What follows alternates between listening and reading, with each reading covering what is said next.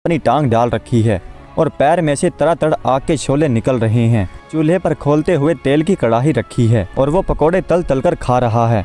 लुहार और उसके बेटे ने जब ये अजीब मंजर देखा तो वो हैरान हो गए और एक दूसरे से कहने लगे, ये काम तो राजा ने कहीं ना सुना होगा और ना कहीं देखा होगा, चलो यही सीखते हैं। लुहार उस आदमी से मुखातिब होकर बोला, अल्लाह के बंदे, मेरे बेटे को अपना शागिर्द बना लो और उसे भी इस तरह से पकोड़े तलना सिखा दो। वो आदमी लुहार से बोला, मियाँ आगे चले जाओ, आगे मेरा उस्ताद बैठा है, वो तुम्हारे बेटे को शागिर्दी पर रख ले तो रख ले, मुझे शागिर्द बनाने की इजाज़त नहीं है। ये सुनकर दोनों बाप बेटा आगे चले गए।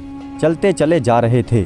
आगे क्या देखते हैं कि एक बड़ की छांव के नीचे एक आदमी बैठा है और बड़ के चारों तरफ बड़ का फल बिखरा हुआ है। उसने चूल्हे में अपनी टांग डाल रखी है और एड़ी में तड़ातड़ आग के शोले निकल रहे हैं और चूल्हे पर उबलते हुए तेल की कड़ाही रखी है और वो जलेबियां तल तल कर खा रहा है। लुहार और उसके बेटे ने जब ये मंजर देखा तो एक दूसरे से कहने लगे, अरे ये काम तो पिछले काम से भी मुश्किल है, ये काम तो राजा ने ना कहीं देखा होगा और ना कहीं सुना होगा, चलो यही सीखते हैं। लुहार उस आदमी से मुखातिब होकर बोला, अल्लाह के बंदे, मेरे बेटे को भी अपने शागिर्दी में रख ले, इसे भी इस तरह से जलेबियां तलना सिखा दे। उस आदमी ने लुहार से कहा, मियाँ आगे जाओ, आगे मेरा उस्ताद बैठा है, वो तेरे बेटे को शागिर्दी पर रख ले तो रख ले, मुझे शागिर्द बनाने की इजाज़त नहीं है। यह सुनकर दोनों बाप बेटा आगे रवाना हो गए। वो चलते चलते एक और जगह पर पहुँचे जहाँ क्या देखते हैं कि एक आदमी बेरी के पेड़ के नीचे बैठा है। ज़मीन पर बेरी के मीठे मीठे बेर बिखरे पड़े हैं। उसने भी चूल्हे में अपना पैर डाल रखा है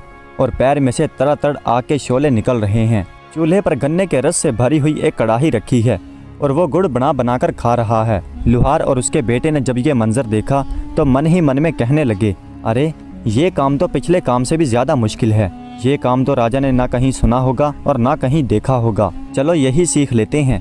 लुहार उस आदमी से मुखातिब होकर बोला, अल्लाह के नेक बंदे, मेरे बेटे को भी अपनी शागिर्दी में रख लो, इसे भी इस तरह से गुड़ बनाना सिखा दो। वो बोला, ठीक है, मैं तेरे बेटे को अपना शागिर्द बना लेता हूँ, इसे अपने पास रख लेता हूँ, ये लो चाबियाँ। वो सामने एक कमरा है, उस कमरे का दरवाज़ा खोलो और अपने बेटे को कमरे में बिठाकर बाहर से दरवाज़ा बंद कर दो। लुहार ने उस आदमी की हिदायत पर अमल किया। जब बेटे को कमरे में बंद करके वापस जाने लगा तो उस आदमी ने लुहार से चाबियां वापस ले ली और लुहार से कहने लगा, अब 1 साल के बाद वापस आना।